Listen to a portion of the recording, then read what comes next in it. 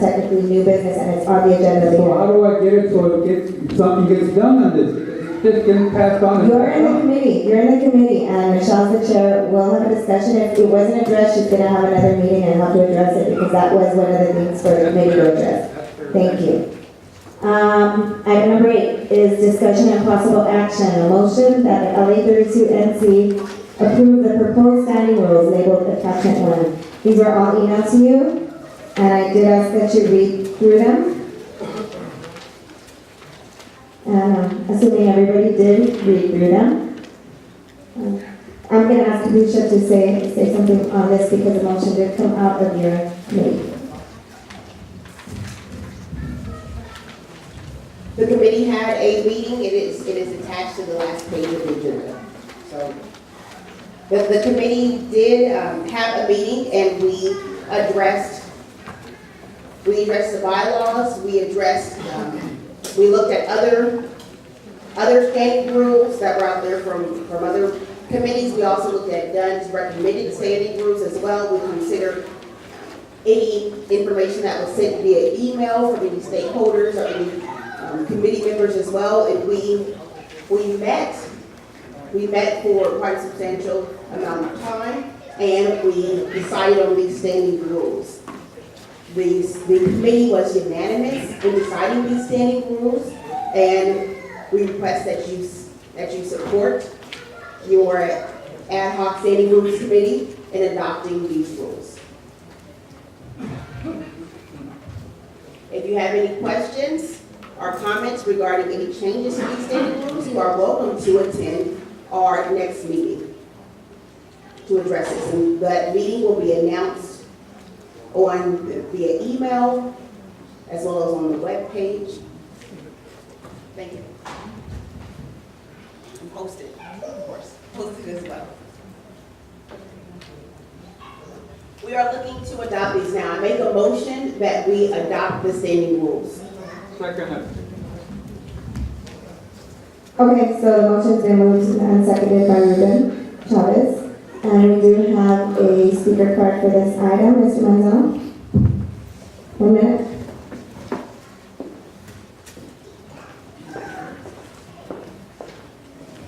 Thank you. Anthony Manzano speaking for item number 8. Thanks for the 1 minute, it's very courteous. But what I want to mention is that in the standing rules that you guys will be voting on, the standing rules basically is a made-up rule. I've gone through the list of rules already, and on that list, item number 1 sounds reasonable, but it doesn't need clarification, because where it says 03, it doesn't say who's going to be voting, it just says by a show of hands. The bylaws already indicate a process how to select officers or elect officers. Number 2 is already in the bylaws. You can take that one off. Number 3 is time limit on each agenda item, which the president could, as they prepare the agenda, could designate how much time each item is deserved. Number 4 is part of Robert's Rules of Order. You could strike that one. Number 5 is part of the Brown Act. You could strike that one. Number 6 is part of.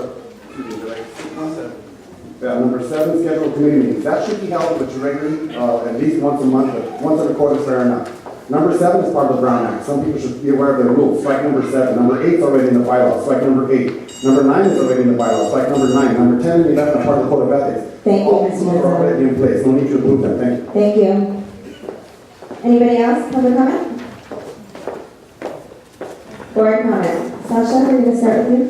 Questions or comments?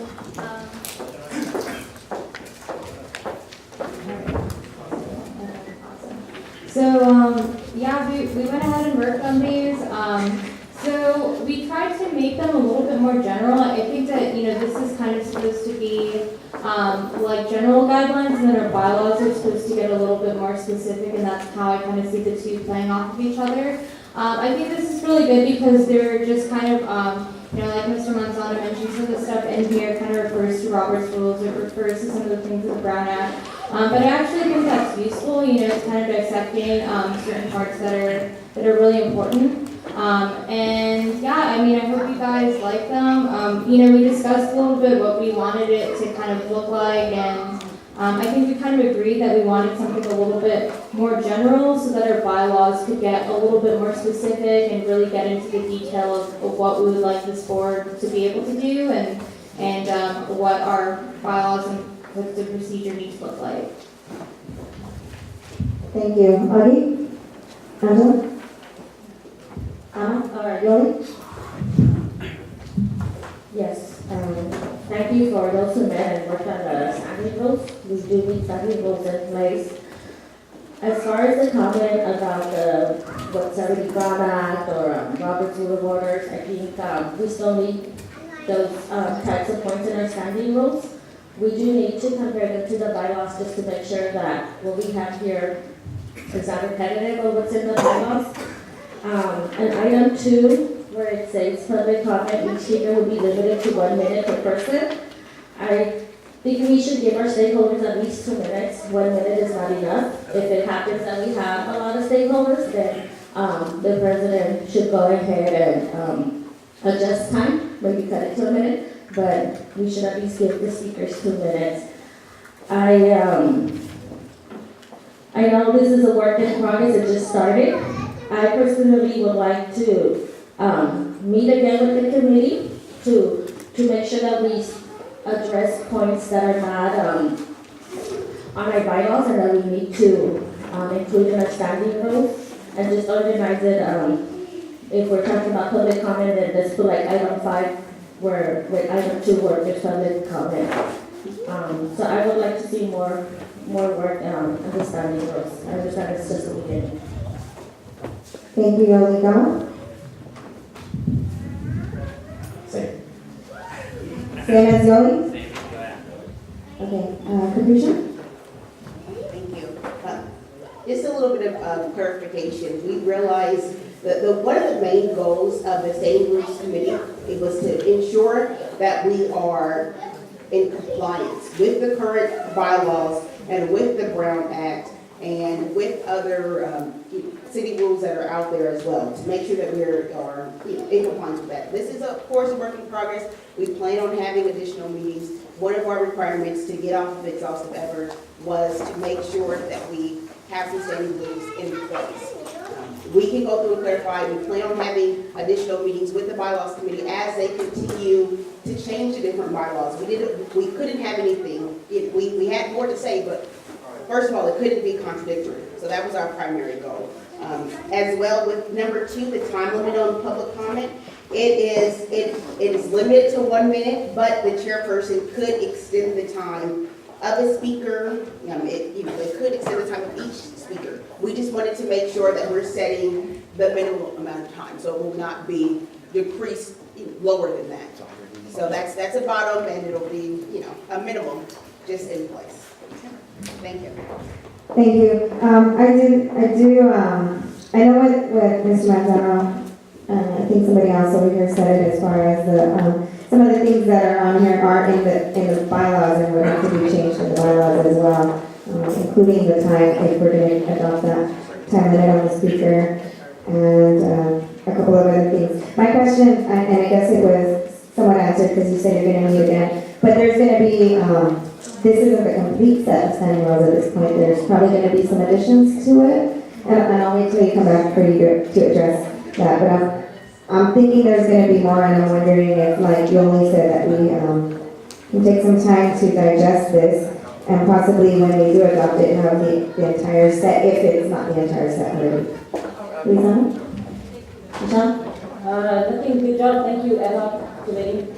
I trust you will do a good job. Thank you. Cynthia? Just to follow up what Marlene is saying, I agree with what you're saying. If they're going to go back to the table of the committee and they're going to review whatever language needs to be improvised or changed, that we maybe table this item so that we can actually, like you say, digest it, read it, look at it further. I know because if the people on the board don't have computer access, like Mr. Chavez himself, and I would probably have to read it to him. And I don't know if he's going to just vote, but I'd be very willing to go to meetings as well. Victor? Thank you. Just point of clarification regarding the comment that was made by Mr. Manzano. As far as the bylaws, page 13, all meetings is defined by the Ralph M. Brown Act, except it shall be noted in conjunction in order with the act of all other applicable laws and government policies. So when Mr. Manzano was mentioning you know, most of these, we're supposed to be adopting anyway. We're supposed to be applying by Robert's Rules, Brown Act, and so forth. So my question to you is this a waste of time? Because we're supposed to be in compliance with the Robert's Rules and Dunn's rules also. So if we adopt these, it's like we're doing the same thing. Because we're actually supposed to be conducting our meetings the Brown Act and the Robert's Rules of Order. And it's the same thing that we're approving here. It's already in the Robert's Rules of Order. So my question is it a waste of time that we're doing this? So because it's already implemented that we're supposed to be following these guidelines already? Okay, we'll address it on the way back. Mr. Chavez? Yes, I'd like to get a longer cord on this side. We have a long one on that side over there. They're trying to keep me quiet, but it ain't working, is it? Anyway, what Victor here was alluding to is redundant and redundant. You're belaboring the subject in terms of, with all due respect, what Mr. McDonald brought up. Okay, I think Victor has a very legitimate view. Anyway, I'd like to know what the grievance, should it go to Dunn, what their criteria will be, because in the past, when we took a grievance to Dunn, one of the first things, okay, well, let me finish, okay? It's still pertinent, it's pertinent because she made a statement and I'm alluding to that, okay? Before in the past, when you took a grievance to Dunn, because we didn't have that kind of, that ability, one of the first things Dunn would ask is, what is their bylaw say? Okay, there's what? There's no time. There's, Mr. Chavez, I understand your concern, but it's not in the standing rules right now. Whether it be later or not, but. Are you gonna know what to put in if I will go to the standing rules and this Well, you go to subject? go to the committee meeting and bring that But up. sometimes I can't, so, but this subject needs to be brought up somewhere. This is a good place. Okay, we're gonna address the concerns. I think Amber is able to address Victor's, if not I am, and maybe Capricia's. Right, so, hopefully the things that I'm saying will address everyone's statements. I think that Yoli made an extremely pertinent point, which is that it's just the beginning. The most important part about standing rules and the reason that they're so critical to your function as mayor of council is that you can change them any time. You can have standing rules, and in fact, I would recommend that you consistently put different standing rules on your board agendas monthly, and that you have like a quarterly review made by the committee, because the point of standing rules is to clarify and specify how you're going to carry out what's in your bylaws. So for example, yes, you know, it is inherently going to have referred to things that are also referred to in the bylaws. So, however, there's no stated in the bylaws that committees necessarily have to meet every quarter, and it also doesn't state specifically that it's the chair of the committee that does the agenda and posts it and orders and, you know, and can confirm the room. So in other words, it's the logistics of how you're going to carry out the bylaw provisions is what the standing rules covers. So it actually enables you to get into more detail.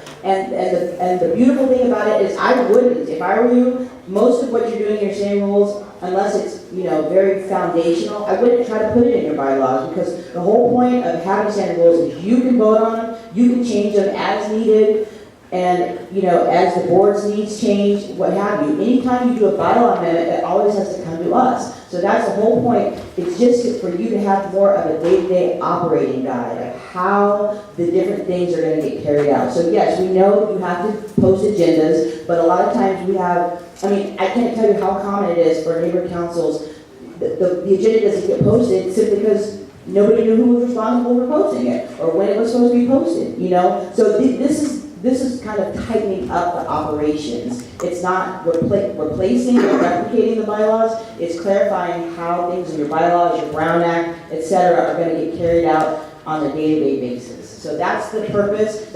And again, you're just starting.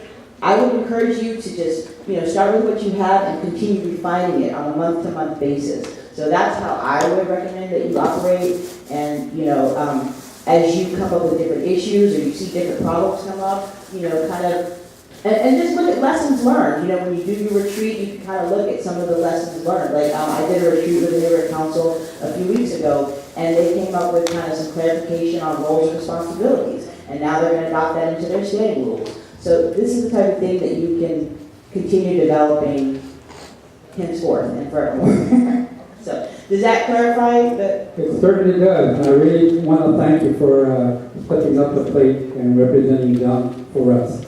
The other thing that has been a key thing for me, it was not addressed in the bylaws in the past, and that was inappropriate behavior of any of the board members while they're on duty or off duty. Since we're elected and appointed officials, and we're public officials, non-paid, we're still responsible, as well as the councilman or the mayor are, or we're out of here because we represent the community. And we've had such behavior in the past by board members, and we could not address it because it wasn't addressed on the bylaws. And if I can't make any of the meetings, you will never address this because nobody brings it up. So I want to thank you for allowing me to say something that maybe I shouldn't have, but it was necessary.